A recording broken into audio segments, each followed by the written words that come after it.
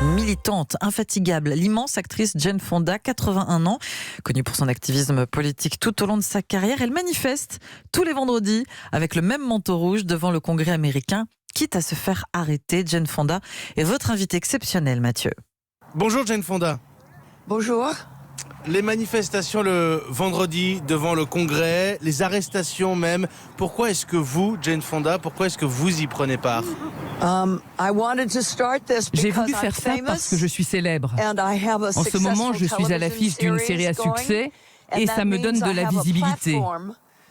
Du coup, c'est un moyen de faire entendre la voix des étudiants et de tous ceux qui protestent contre le changement climatique à travers le monde. Vous savez, l'industrie des énergies fossiles a confisqué l'avenir de ces jeunes. Elle les prive d'une planète viable. Et ils ne doivent pas être seuls à manifester.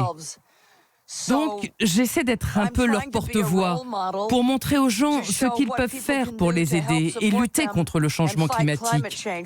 Quand on est célèbre, on a une tribune. Et je veux m'en servir parce qu'il y a urgence. C'est une responsabilité pour vous? Absolument. Les arrestations, les menottes devant les médias, clairement, vous n'avez pas peur? Non, je n'ai pas peur. Vous savez, je suis célèbre et je suis blanche. Alors qu'est-ce qu'ils peuvent bien me faire? Si j'étais une personne de couleur et que je n'étais pas connue, alors oui, je serais peut-être inquiète. Et puis ces arrestations pour désobéissance civile, si vous ne le faites qu'une ou deux fois, vous ne passez pas une nuit en prison. Il a fallu que je participe à 4 actions de désobéissance civile avant de passer une seule nuit en prison. Le Vietnam, le féminisme, mai 68 en France, les Black Panthers, beaucoup de combats dans votre vie, Jane Fonda, et aujourd'hui, cette cause pour le climat. Vous avez l'activisme dans le sang, clairement. Mais j'imagine, et j'essaie de le dire délicatement, mais j'imagine que c'est un peu différent de manifester à votre âge. Pas vraiment. Je pense que nous, les femmes, plus on vieillit, plus on est courageuses. Qu'est-ce qu'on a à perdre, quoi? Je vais avoir 82 ans, ils ne peuvent rien me faire. Donc ça vaut le coup d'être aussi courageuse que possible. Vous allez avoir 82 ans et vous dites que Greta Thunberg, qui est une adolescente, vous inspire. C'est vrai, Greta a un charisme incroyable. Une voix incroyable. Et cela vient, je pense, en partie de son autisme. Elle dit d'ailleurs que c'est son super pouvoir. Et je crois qu'elle a raison, parce que ça lui donne une forme de clairvoyance.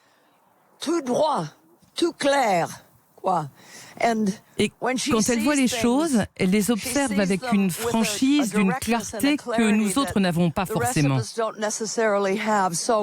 Donc, quand elle a senti ce qui était en train de se passer, avec la catastrophe imminente, elle s'est rendue compte qu'autour d'elle, les gens n'agissaient pas comme on doit le faire en cas de crise. Et ça l'a tellement traumatisée qu'elle a arrêté de boire, de manger, de parler.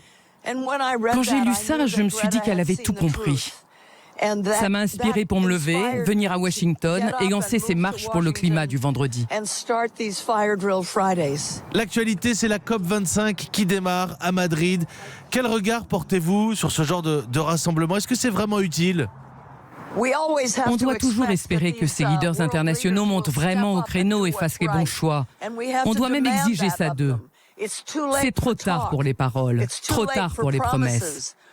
Ces leaders doivent prendre des mesures très courageuses et efficaces. Maintenant, on n'a plus de temps à perdre. On n'a pas pris ces mesures assez tôt, donc le temps nous est compté. Il faut maintenant diviser par 2 notre consommation d'énergie fossile en une décennie. C'est un énorme pas à franchir. Et les leaders qui sont au pouvoir doivent savoir que c'est ce qu'ils nous laisseront en héritage. Ils doivent se lever et le faire. Sinon, ils devront avoir honte, comme a dit Greta devant les Nations Unies. Honte à vous de ne pas avoir fait ce qu'il fallait pour sauver la planète et le futur de nos enfants. Par le passé, on vous a reproché une forme d'antipatriotisme. Donald Trump, il pourrait en dire autant aujourd'hui à votre sujet. Je sais que des gens très bien payés par l'industrie des énergies fossiles vont nous dire qu'on est anti-patriotique pour nous discréditer. Ils vont dire qu'on s'en fiche, que ce qu'on exige va plonger l'économie mondiale dans la tourmente. Mais c'est un mensonge, c'est juste leur propagande. Parce qu'ils veulent continuer à faire autant de profits qu'ils font aujourd'hui avec les énergies fossiles. J'ai l'habitude d'être attaqué par ces gens et je m'en fiche. Vous allez continuer les manifestations tous les vendredis. Combien de temps? Jusqu'à le 10 janvier. Et puis je recommence tournage avec Grace and Frankie. Et j'espère continuer les marches pour le climat du vendredi en Californie. Partout dans le pays, il y a des gens qui veulent lancer ce mouvement dans leur propre ville. Donc on regarde un peu comment s'organiser pour que ça devienne vraiment un mouvement national. Jane Fonda, qu'est-ce qu'on peut vous offrir pour vos 82 ans? C'est à la fin du mois. Eh bien, je pense que si la COP25 s'achève sur un engagement ferme de diviser par 2 les énergies fossiles en 10 ans, ce serait sûrement le plus beau cadeau que je puisse avoir pour mes 82 ans.